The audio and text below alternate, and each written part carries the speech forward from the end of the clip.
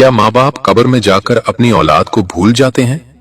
या फिर दुनिया से रुखसत होने के बाद भी उनके दिल में औलाद की याद बाकी रहती है? क्या कब्र की तन्हाई में माँ बाप अपनी औलाद की आवाज, उनकी दुआएं और उनके आंसू महसूस करते हैं? और अगर ऐसा है तो क्या हम जिंदा लोग अपने माँ बाप के लिए क्या कुछ कर सकते हैं?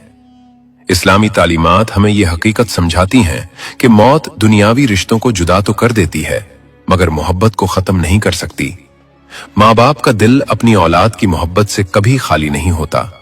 न दुनिया की जिंदगी में और न ही कब्र की खामोश तन्हाई में।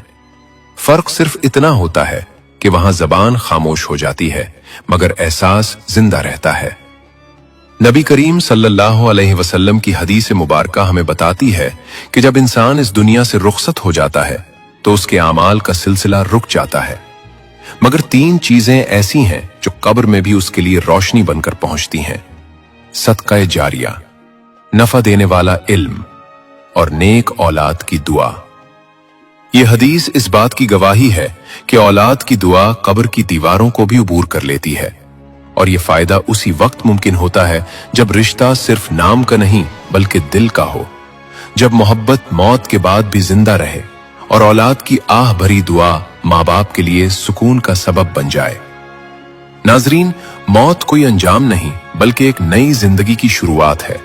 एक ऐसा सफर जिसका आगाज खामोशी से होता है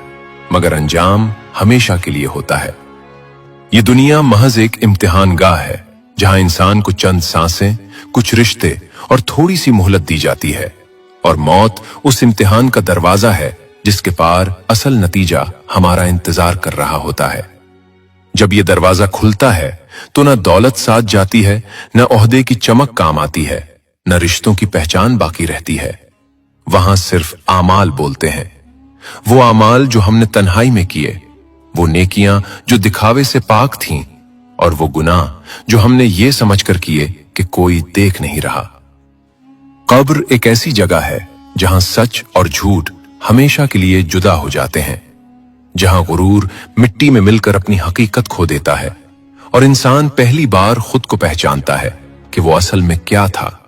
न वो जो वो दुनिया को दिखाता रहा बल्कि वो जो वो अल्लाह के सामने था। नाजरीन, क्या आपने कभी तन्हाई के किसी लम्हे में अपने दिल से ये सवाल पूछा है कि क्या माँ बाप कब्र की खामोश गोद में जाकर अपनी औलाद को भूल जाते हैं?